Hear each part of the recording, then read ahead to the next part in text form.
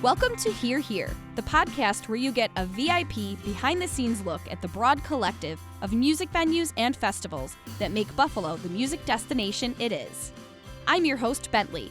In this episode, we celebrate the Borderland Music and Arts Festival, 3-day exploration of roots rock, jam acts, and a litany of talent in between.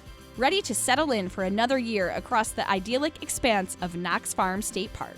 First up, the co-founder of the Borderland Music and Arts Festival, Jennifer Brazill. After working with acts like Dave Matthews and other music festivals around the U.S., Jennifer brought her experience back to her hometown to run one of this year's most anticipated live music events. Jen, I'm so honored to be here with you today. Aww. Jen Brazill, the superpower behind Borderland Music and Arts Festival. We're on the site right now where it all happens. We're getting, a really big behind-the-scenes look with tractors and fencing and all the things that go into it. What can you explain about Borderland Festival to somebody that hasn't been here? So when they walk in, what do they see?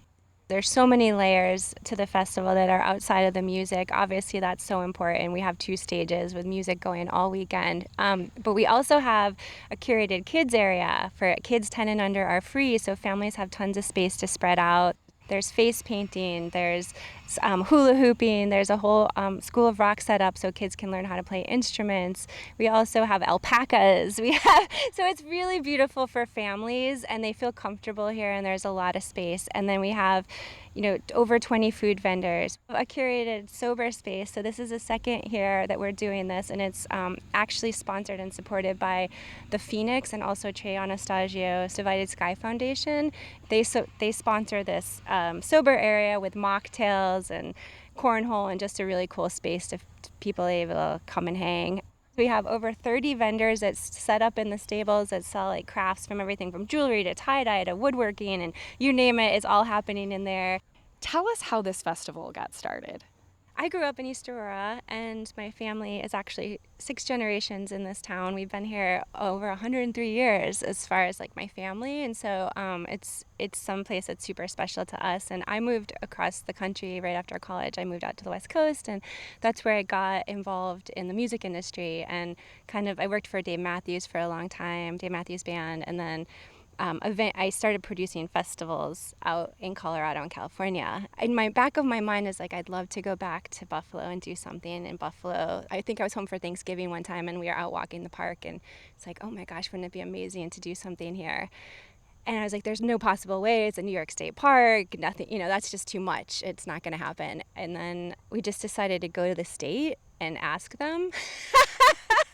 Hey. And they're like, sure, let's give it a try. Back in 2018, Knox Park still wasn't fully on the map as an open park because it was privately owned for so long that it was owned by the Knox family for, 100 plus years. So I think everybody was just willing to experiment, see what we could do. We had the space, so we got really lucky and we just kicked it off. And here we are, it's actually 7 years later, but it's our 6th festival. Wow, so, time flies when you're having fun. This festival has major headliners, local artists. What was your vision for this festival once you realized it could happen? It has become the vision. It is exactly what we visualized that we wanted to create. And when we first started, I had come from the West Coast. I had worked in these pretty big, I'd worked for Bonnaroo Festival. I've worked for these massive entities. And I always had this vision of doing something big and national here. It took a couple years to kind of introduce this to the region. So we had to educate everyone, like we're not just a backyard festival, but in the back of our minds we knew, we're like, this is the vision. We're going to be a multi-day national festival for Buffalo, for the Western New York region, because it doesn't exist here. And we take a little bit of ownership over Southern Ontario, and that's why we call it the Borderland, because we are a border city. We live on a border, and I feel like that isn't really acknowledged or talked about as much as the fact that we share this culture with Canada. And I feel like now, after all these years, we've done it. We're in the process of doing it, and we've created the vision that we set out to create. So the caliber of artists that you get here, did a lot of that come from your connections and past work and all the hard work you've done over the years as a female in the music business? Thank you for that, because It is challenging. And I mean, women in any industry, and then specifically the industry that I work in music, as you probably know as well, there's not a lot of us in the leadership role, and especially as festival promoters. But it's been such a journey. And I do feel like, the ability for me to start in 2018 was because of my relationships that I built out on the West Coast. And so I do have those relationships now with the bigger management and the bigger artists and bigger booking agents, because we've put in our time. You know, at first it was definitely like, on a national level, my relationships helped us to book the bands and get the artists running, and now it's the reputation of the festival. So, and that's because of not just my relationships, but that's because of every single person involved in the team now has helped create the brand. And you know, people come on site, fans come on site, and especially if we're talking about bands, they come here and we treat them so well. My team, you know, delivers this really high-end experience for them. They love this park. They trip out over how beautiful it is. So they sit up in these beautiful stables and they look out on the field and they see the stage, and it's very special and it's super, super unique. And especially for a festival, they're used to coming on site, being put in a tent, you know, like it's a whole different experience. And here we just have this gorgeous space. So I feel like that reputation has carried itself now over the years, and more bands want to play here and work with us. So, and this is an amazing, gorgeous space, yeah. But it's not a stage. It's not a venue. You mentioned your team. Yeah. What goes into putting together a festival like this? Oh man, that's I mean, everything from generators getting delivered to fencing. You have to get at least a year to a year and a half ahead of it from permitting. You know, you have to submit all of the permits, tents, the porta potties. You have to hire all the team. You have to meet with the community, go in front of town boards to talk about different, you know, issues or non-issues. You have to deal with traffic plans. You know, so it's on and on and on and on and on. But yeah. So what was a moment, you are a music fan yourself. Yeah. What was a moment with this festival where you said, wow, this is happening. And this is an oh wow moment for me? So it was our 5th year, and I had booked Trey Anastasio, who's the lead singer of Fish. And Fish is my favorite band that I followed my entire 20s. I followed around the planet. Yeah. Like a little dork. I was like such a music lover. So to be able to bring Trey full circle to headline my festival in my hometown that my team and myself created was like just a magical moment. And it was an absolutely perfect night. It was beautiful out. It was packed. It was our biggest night that we had as far as capacity and ticket sales. So for me, I think that was like, and everybody knew it. My friends, my team, everyone just like, we called it Trey Day. And we're like, Trey Day, it's Trey Day. So it was super cool. Also, Trey's team that's behind him and Fish is my team, and they're my friends that I grew up with in the industry. They're the same people that were behind Dave Matthews Band, so they were super stoked to bring him here for me too. So it was just like this whole symbiotic moment of connection. Yeah. You mentioned the artists loving the venue and the experience. Can you recall a time where an artist commented on the festival or the area? There's a bunch of, I mean, speaking of Trey, he told us last year that it was his favorite green room he's ever sat in, which is been in, and which is upstairs in the stable building. And our first year, 2018, we had John Oates from Hall & Oates, who's actually, you know, who's a huge legend. He said this was his favorite venue he's ever played at, and he's toured the world as well. Yeah. Michael Franti, oh my gosh, that was a moment. Michael Franti from Michael Franti and Spearhead, he played a couple years ago, and he walked around the whole park barefoot the entire day. He hugged every single person on my team. He took time to introduce himself, shake their hands, and tell them, like, he's like, this is such a special place. This venue has magic to it, and he's like, it has that grassroots vibe that we all miss in festivals now, because everything's become a little more corporate, Live Nation style, you know. So that he's like, this still has that feel, but it's a very well produced national festival. So yeah, those are just a few of the bands that, you know, that have appreciated it. What makes Buffalo and this area a music destination now?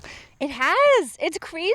Even since when I came back here in 2018, it was still kind of cusping, and now it's really exploding. And I think we've always been a third-tier market And I think because we're tucked up here in the corner and people could skip us and go up to Toronto and make more money. And, I think now it's the fans. It's a community. People really want to support the music. They're showing up. There's a lot of promoters now that have worked really hard. Majority of them are Buffalo natives that have spent their entire lives building this community here. So I think it just, the fact that the music scene has really busted out here, I give credit to all the promoters like Artie and Donnie and the guys who've been here a long time building it. What would you say to somebody that might travel from outside the area to come to this festival? What would you tell them about the experience here? Oh my gosh, it's so beautiful. It's Buffalo can get a bad rap for a lot of different reasons, but mostly weather, Yeah. and this is the best time of year to be here. It's absolutely gorgeous. You're about 20 to 25 minutes outside of Buffalo, downtown Buffalo, so we're a little bit in the country. We're on a 600-acre park, but you can still access Niagara Falls. It takes us 15 minutes door to door to get to the Peace Bridge from here. So it's like we're so close to so many things. It's you gotta come if you're gonna ever check out Buffalo. This is the way to do it because you can get the festival, you can cruise up to Niagara Falls, you can catch a Bills game. But our goal was to create this space. It was immersive. Like you come through the gates, hopefully you put your phone away and you're just here and you're experiencing it and you're walking around and you're trying everything and you're shopping, you're sitting in the grass, like whatever it is you want to be doing here, we hope that we create that space for the fans. Well, thank you so much what you are doing for the music community and for this area and for the country and building a festival like this, Jen. A lot of hard work, we know. I seriously might cry right now. Well, you deserve all of the recognition. Thank you. No, thank you. Jennifer mentioned how the festival prides itself on how well they treat the bands. So I connected with Harmony Griffin of Uncle Ben's Remedy on how the festival offers a stellar experience for all the bands who perform at Borderland. Harmony, thanks for joining us. Super happy to be here. You're in the band Uncle Ben's Remedy. Yep. What is your role in the band? I'm the guitar player. A little bit of singing here and there, songwriting, all the good stuff. Important part of the band. Mm-hmm. You are a band from Buffalo, but you've played a lot of stages, and Yeah. you've played Borderland Music and Arts Festival. We did. Explain the feel of an artist, the artist perspective, performing at Borderland. Well, the big thing is you hear the lineup come out and you're like, whoa, cool. Or first there's rumors and then you're like, hey, maybe we can be a part of this. And then when you find out you are, it's just like, yes, it's such a big shot. And, here as a local band, you're really treated as well as all the other bands. So it's like, it's your shot. The stage is great, the sound's great, the crew's great, everything is so fun. So I like that you said that you see the lineup come out Mhm. and then it's an honor to be in that lineup because they are Yeah. selective about the bands that they choose. Oh, yeah. And then you made the cut. Oh, yeah. So we played a couple years back, and I still, the one thing I thought is I have to get the poster.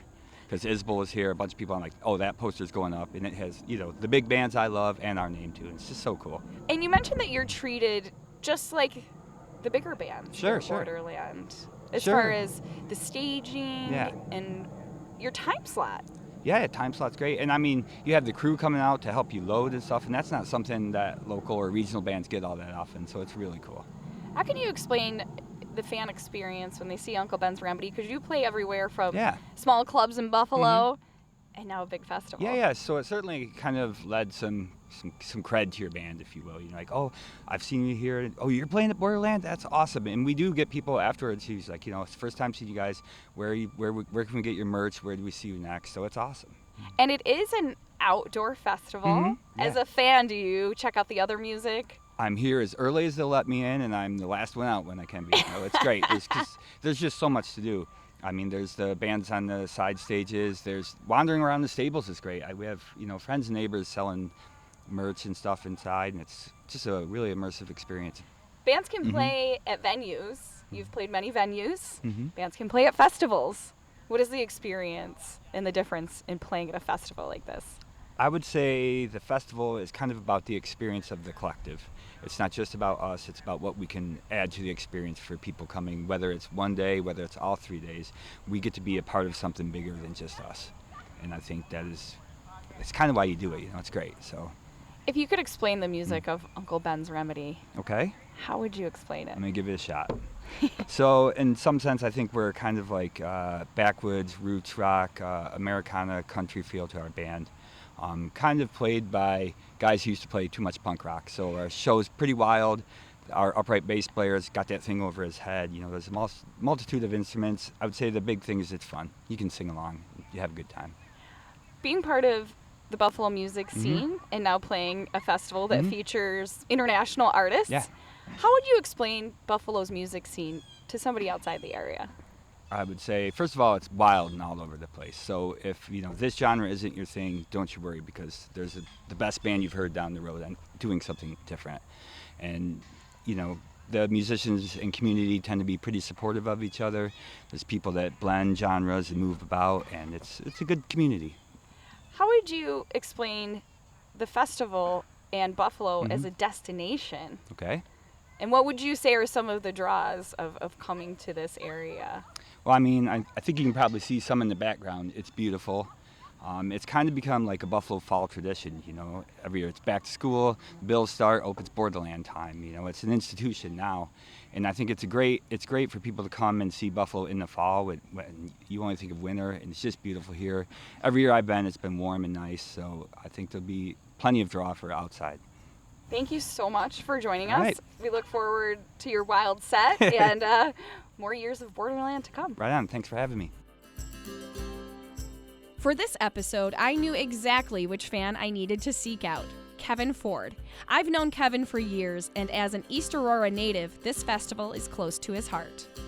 Kevin, I'm so excited to be talking to you today here on the site of the Borderland Music and Arts Festival as things are coming together for this year's festival. How many times have you been to this festival? Every year. Every year. And you grew up in East Aurora. Yes. And you've been coming to Knox Farm State Park since you were a kid. Oh yeah, we would run around in this grass. You saw a festival of this caliber coming to the area. What were your thoughts? When I first saw that it was announced, it was cool. It was cool that anything like this was coming to East Aurora, New York. And then you see the bands get announced, and then you see how they're putting on the festival, and it just kept getting better. I was so excited. What are some of your favorite parts of the festival? Right when you get on grounds, it's clear that it's not a festival that's run like any other festival. You have a huge local element, which for somebody like me who grew up here is really awesome. And then that you have a combination of both headliners and national acts, and then the acts that you've been seeing in your neighborhood your whole life. That's super special for somebody like me. And then people visiting from outside the area get a taste of the area and maybe are exposed to products and beverages and artisans that they won't get anywhere else. 100%. I remember waiting in line I think I was waiting in line for a hot dog or something, and there was a gentleman next to me and brought up how he lived in Michigan and just saw that Goose was playing, and he said, "Where's East Aurora, New York?" But they just got in the car and came. And that was so cool, that these people from Michigan drove to East Aurora, New York to see Goose. Just gave me chills. It was awesome. And you've moved outside the area and are now back, but when you moved, you would plan your trips home around this festival. 100%. I came back every year specifically to come to Borderland. The weather in Buffalo in September, you can't beat. So I was down south, and it was a nice break from the heat, and to be able to come to Borderland was perfect. I'm a small town guy. That's a lot of the reason I came back here. I love Buffalo. I've always loved Buffalo. So to have a festival that expands to this size, it's a large footprint, and amazing bands, amazing acts come, but it still feels down home, and it still feels like the place I grew up. That's a really special thing. And as a music fan, what are some of the highlights of the musical aspects of the festival? Having local bands and headliners it's an incredible combination, and the way they set it up where you can just walk back and forth. So go see your favorite band that you see at Nietzsche's every week, and then you walk through the stables, through the art vendors, and you get to see bands like Goose, Mo. That's a huge highlight. For me personally, Shaky Graves is one of the deepest memories here. It was just one of those moments where you kind of get lost in time, and the music takes you. One of my favorite experiences was standing on the lawn and seeing Mo. For a guy who grew up on the Grateful Dead, grew up in jam band culture, followed Fish, Mo has always been near and dear to my heart as a Buffalo boy. So national bands, national acts, touring people coming in, that's amazing and beautiful experiences, huge memories. But seeing Mo on a stage that size in East Aurora, New York was 2 hours of chills. It was an incredible experience. And you've mentioned artists like Shaky Graves, and that was a great experience. And then looking forward to seeing a band like Camp. Oh, love Camp. The Sheepdogs this year, really excited to see them coming in. Dark Star Orchestra, always good.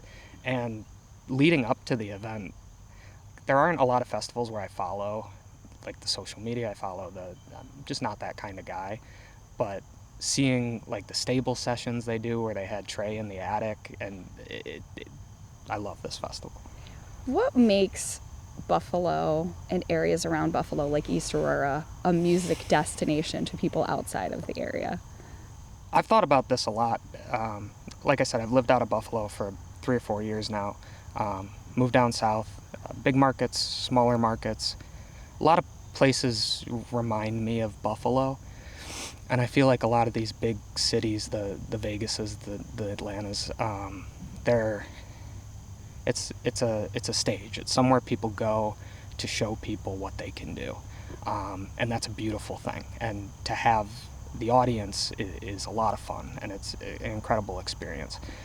Coming back to Buffalo, growing up in Buffalo, I've always felt like if that's the stage, Buffalo's the show. Like, this is where people are doing things for the sake of doing them and creating art for the sake of sharing that art, just doing it. And that's an incredibly powerful thing, to have a community of people who want to create for the sake of creating. And that's in food, that's in drink, but especially in music. And music is that universal language where you can communicate those kinds of things without words. Thank you so much for sharing your experience. Of course. I'll see you on the farm, because you're back now and you'll be here continuing through Borderland history. Go Bills. That wraps up this episode of Here Here. Be sure to check out more episodes on YouTube and wherever you get your podcasts. Buffalo is a unique music destination, and we uncover it all on Here Here. This program is produced by Buffalo Toronto Public Media for Visit Buffalo Niagara. I'm Bentley. Thanks for listening.